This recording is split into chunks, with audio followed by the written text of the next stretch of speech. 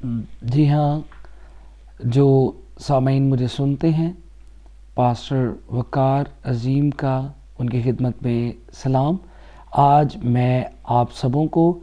میں نے بتایا تھا لاسٹ ویڈیو میں بھی، ابھی بھی بتا رہا ہوں کہ میں نے ایک سلسلہ شروع کیا کہ ہم جو خطوط ہیں پالوس رسول نے مختلف کلیسیاؤں کو لکھے، ان کا ایک تعارف، ایک خلاصہ میں ویڈیو کے اندر بیان کرتا ہوں۔ اور آج بھی میں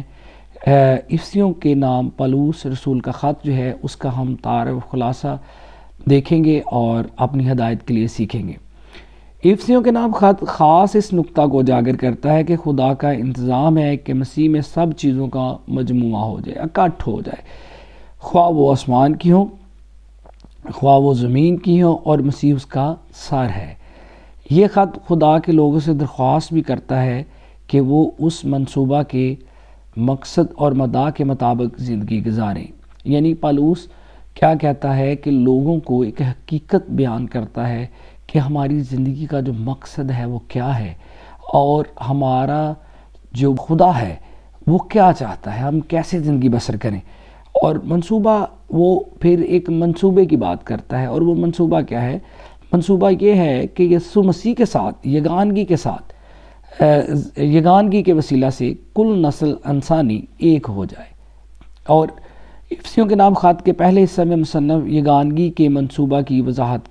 کرتے ہوئے بتاتا ہے کہ خدا نے اپنے لوگوں کو کس طرح چنا، یعنی خدا نے لوگوں کو چنا ہے اپنی خدمت کے لیے۔ اور یہ پالوس رسول افسیوں کی کلیسیا کو بتاتا ہے کہ اگر آپ لوگوں کو خدا نے چنا ہے تو آپ کو بھی چاہیے کہ آپ اولاً اور یعنی پہلا درجہ جو ہے وہ خدا کو دیں، اور آپ کی زندگی میں اس کی جھلک نظر آئے۔ لوگوں کو کس طرح چنا اور اس کے بیٹے یسوع مسیح کے وسیلہ سے انہیں کس طرح اپنے گناہوں سے معافی اور خلاصی ملی، اور روح القدس کے وسیلہ سے اس عظیم وعدے کی کیسی ضمانت ملی ہے۔ دوسرے حصے میں وہ قائرین سے التماس کرتا ہے، پہلے تو وہ لوگوں کو یہ بتاتا ہے کہ آپ کے گناہوں کا جو کفارہ ہے وہ خداوند یسوع مسیح نے کیسے دیا، اور انہوں نے کس طرح آپ کے گناہوں کے لیے کیا کر دی کہ صلیبی موت گوارا کی، اور آپ کے گناہوں کی خاطر اس نے منہ پر تماچے کھائے، آپ کے گناہوں کی خاطر اس نے کس طرح منہ پر تھکوایا۔ یہ سارا وہ ماجرا لوگوں کے ساتھ بیان کرتا ہے، ان کو بتاتا ہے کہ اپنے گناہوں سے معافی اور خلاصی ملی، کہ لوگوں کو بتاتا ہے کہ ہمیں کیسے گناہوں سے معافی ملی، کیسے ہمیں روح القدس کے وسیلہ سے اس عظیم وعدے کی ضمانت ملی۔ دوسرے سے وہ قائرین سے التماس کرتا ہے کہ اس طرح سے زندگی بسر کریں کہ ان کی باہمی زندگی میں ان کی مسیح کے ساتھ یگانگی حقیقی یگانگی بن جائے، نہ کہ ہم ظاہری مسیح ہوں، نہ ہم باتیں کرنے والے ہوں، بلکہ ہم عمل کرنے والے ہوں، ہماری زندگی میں مسیح کی چھاپ نظر آئے۔ تب بھی وہ امید کرتا ہے کہ افسیوں کی کلیسیا میری باتوں پر عمل کرے گی۔ اور آج میں اس ویڈیو میسج کے ذریعے آپ لوگوں کو آگاہ کرتا ہوں کہ آج بھی ہم میں کچھ ویسی ہی کمیاں ہیں، اور ہمیں ان کمیوں کو کیا کرنا ہے؟ دور کرنا ہے، ہمیں آگے بڑھنا ہے، ہمیں ترقی کرنی ہے، ہمیں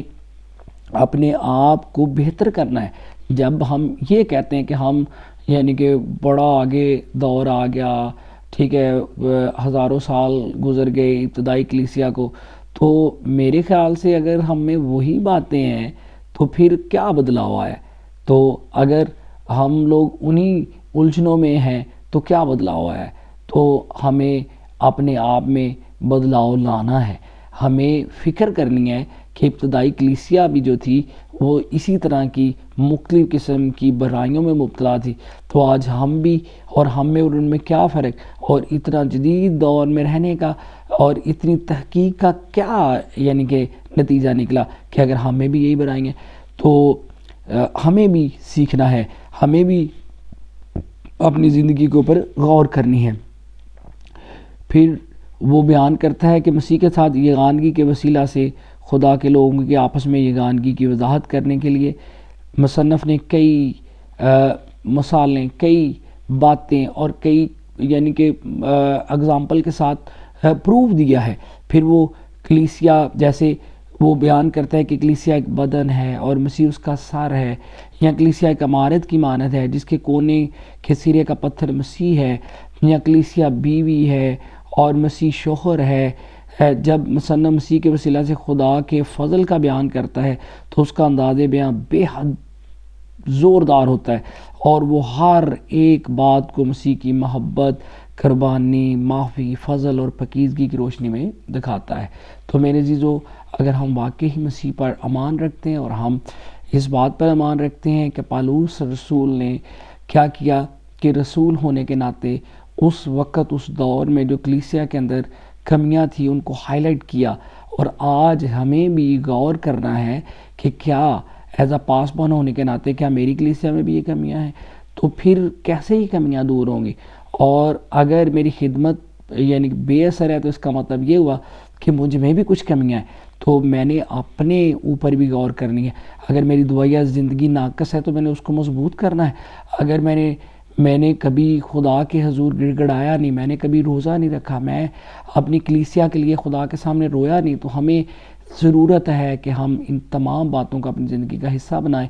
تاکہ ہماری کلیسیا سے یہ برائیاں جو ہیں وہ جاتی رہیں، اور ہماری کلیسیا ایک مثالی کلیسیا بن جائے، اور ہماری کلیسیا جو ہے وہ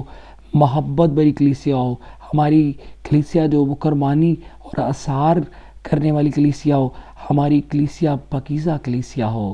میرے عزیزو، خداوند آپ سب کے ساتھ ہو۔